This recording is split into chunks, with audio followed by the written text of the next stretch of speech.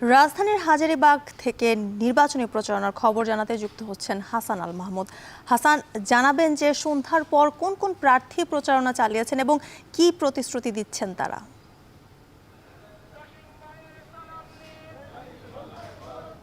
ধন্যবাদ। আমরা এই মুহূর্তে আছি হাজারীবাগ এলাকায়, যেখানে এই মুহূর্তে জামায়াতে ইসলামের প্রার্থী অ্যাডভোকেট জসিম-উদ্দিন সরকার তিনি প্রচারণা চালাচ্ছেন এবং তিনি কিন্তু বিভিন্ন অলিতে গলিতে ঘুরছেন এবং সাধারণ যারা ভোটার রয়েছে তাদের সাথে কথা বলছেন এবং নানা বিষয়ে কিন্তু তারা প্রতিশ্রুতি দিচ্ছেন। বিশেষ করে এই এলাকার ড্রেনেজ ব্যবস্থার যে উন্নয়ন, সেটি কিন্তু পূরণ ঢাকা হওয়ার কারণে দীর্ঘদিনের ড্রেন ব্যবস্থাগুলো আসলে কোনোভাবেই পরিকল্পিত ছিল না, সেগুলো তারা নতুনভাবে নির্মাণ করার যে প্রতিশ্রুতি সেটাই দিচ্ছেন। একই সাথে স্যানিটেশনের যে ব্যবস্থাগুলো সেগুলোও কিন্তু অনেক বেশি ভোগান্তির কারণ এখানকার মানুষের, সেগুলোর ব্যাপারে কিন্তু তিনি প্রতিশ্রুতি দিচ্ছেন।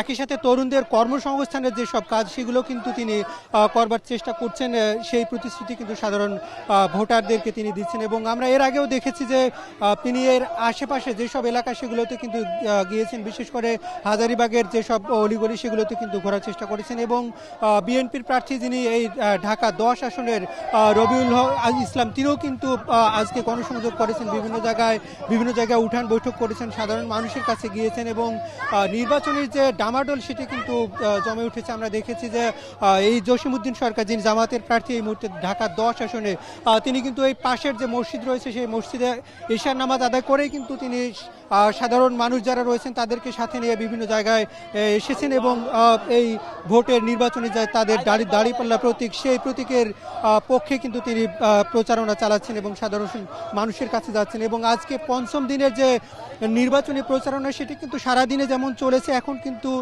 প্রায় রাত 9টা পার হলেও কিন্তু সাধারণ মানুষের কাছে, ভোটারদের কাছে যাচ্ছেন এবং তাদের যে প্রতিশ্রুতি, একই সাথে দলীয় প্রতিশ্রুতি এবং তিনি এখানকার সংসদ সদস্য নির্বাচিত হলে তিনি কি করতে চান সে বিষয়েও কিন্তু তিনি সাধারণ মানুষকে প্রতিশ্রুতি দিচ্ছেন এবং সাধারণ মানুষের কাছে গিয়ে তিনি ভোট চাচ্ছেন। এই যে দীর্ঘদিন পরে আসলে ভোটের যে উৎসব মুখর পরিবেশ সেটি কিন্তু আমরা দেখতে পাচ্ছি এবং এই উৎসব মুখর পরিবেশের মধ্যেও কিন্তু কিছু জায়গায় শঙ্কার কথা আমরা দেখতে পাচ্ছি। বিশেষ করে গত কয়েকদিন ধরে আমরা দেখেছি যে নারী যারা সমর্থক কর্মী যারা বিভিন্ন জায়গায় ভোট চাচ্ছেন, সেগুলো যাতে আসলে না ঘটে, আইন শৃঙ্খলা রক্ষাকারী বাহিনী যাতে সর্বোচ্চ সতর্কতার সাথে সেগুলোকে মোকাবেলা করে সেই দাবিও কিন্তু করছেন এখানকার যে প্রার্থী এবং অন্যান্য যেসব আসনে আমরা গিয়েছি সব আসনের প্রার্থীরা কিন্তু দাবি করছেন যে নিরাপদ একটি ভোটের পরিবেশ যেন ভোটের দিন পর্যন্ত নিশ্চিত থাকে, সেই প্রত্যাশা কিন্তু এখানকার ভোটার এবং প্রার্থীরা করছেন। তো এই ছিল আমার কাছে এখান থেকে সবশেষ পরিস্থিতি।